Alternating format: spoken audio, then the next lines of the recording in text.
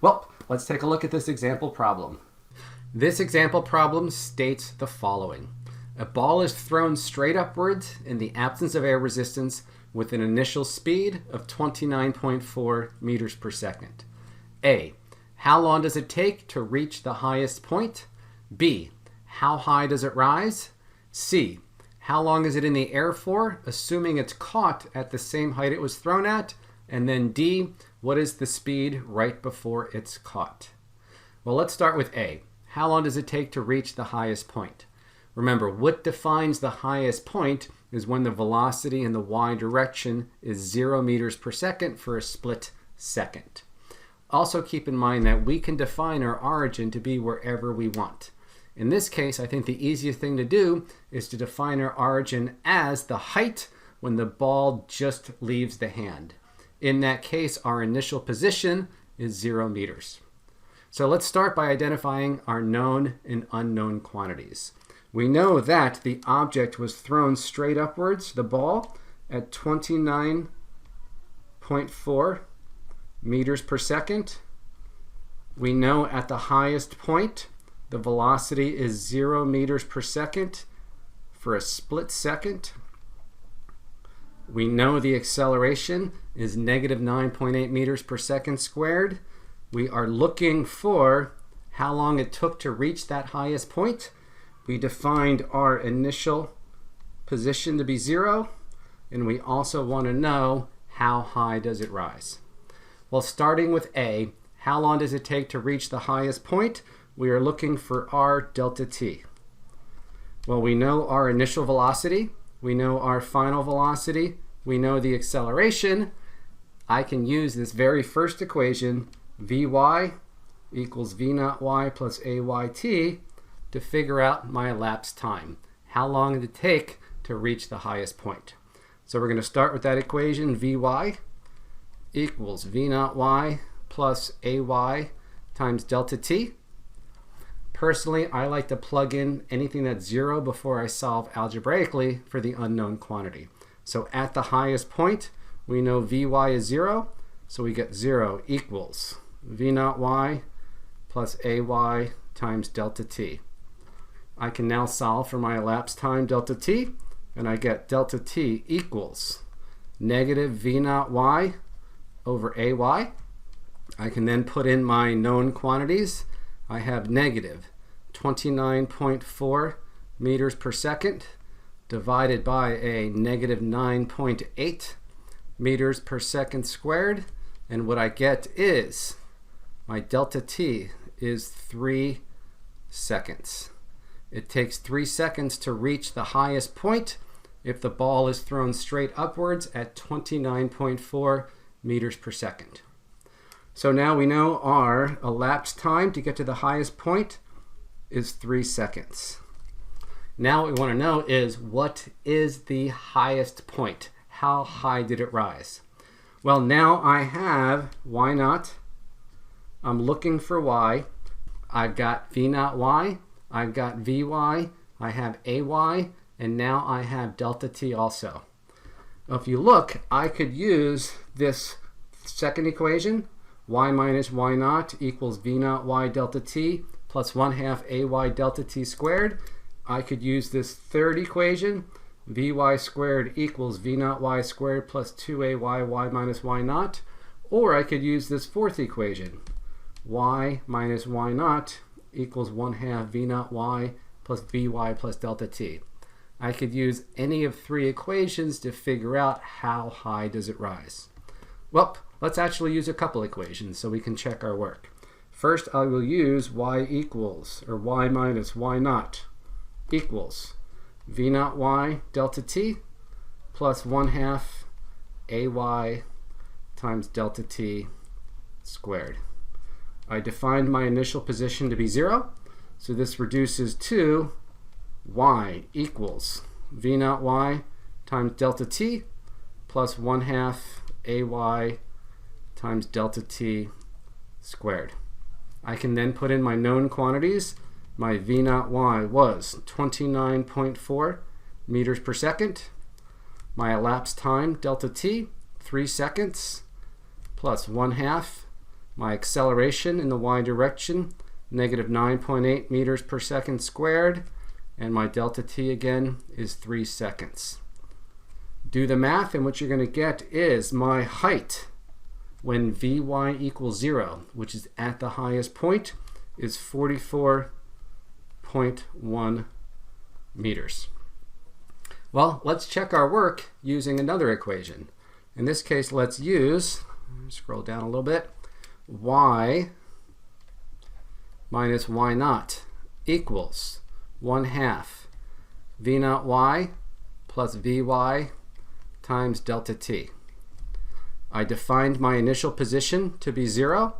My velocity at the highest point is 0. This equation reduces to y equals 1/2 times v naught y times delta t. Now I can plug in my known values. My initial velocity was 29.4 meters per second. It took 3 seconds to get to the highest point, and what I get is 44.1 meters, just like before.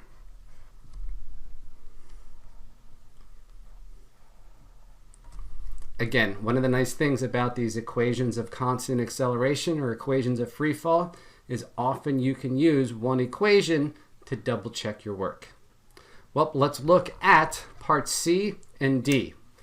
How long is it in the air for, assuming it's caught at the same height it was thrown at? And then what is the speed right before it is caught? Now, I set my conditions to be Vy equals 0 meters per second, which means it ended up at the highest point when the velocity was 0. Well, for parts C and D, I'm going to do it a little bit different. So again, we have an object which is being thrown straight up in the air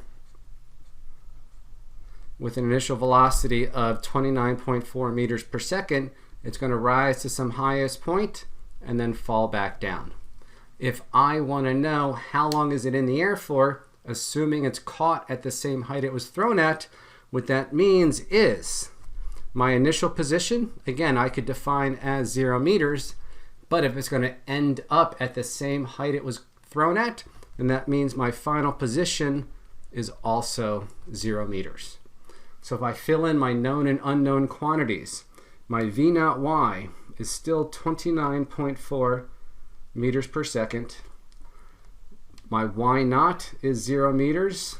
My final position is also 0 meters. I don't know the velocity right before I catch it, and I don't know yet delta t, how long it's in the air for. Well, if you look, what I have is my initial position, I have my final position, I have v naught y, and I'm looking for delta t, and I also have my acceleration in the y direction. If you look here, I've got y naught, I've got y, I've got v naught y, I have ay, I'm looking for delta t. The equation that has everything I need is y minus y naught equals v naught y delta t plus 1/2 ay delta t squared. We're going to use this to solve for what is the elapsed time delta t when y equals y naught, which equals 0. So basically when it returns to the exact same height it was thrown at. So starting with this equation, we have y minus y naught equals v naught y delta t plus 1/2 ay times delta t squared. My initial position and my final position were both 0 meters because I defined my origin to be the height at which the ball was released. So this equation reduces to 0 equals v naught y times delta t plus 1/2 times ay times delta t squared. Since we know that delta t is not 0, because obviously it's in the air for some amount of time, I can divide both sides of this equation by delta t, and what I get is 0 equals v naught y plus 1/2 ay times delta t. And if I solve for my elapsed time delta t, what I get is delta t equals -2 times v naught y divided by ay. And then if I put in my known values, what I get is delta t equals negative 2 times 29.4 meters per second divided by a negative 9.8 meters per second squared.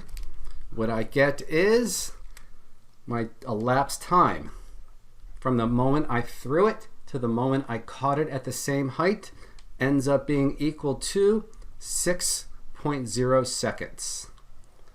Notice this is exactly twice the amount of time it takes to get to the highest point.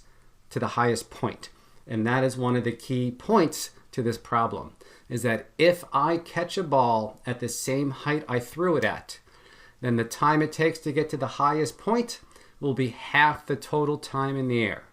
Or said another way, the object will be in the air for twice as much time as it takes to get to the highest point, assuming I catch it at the same height I threw it at.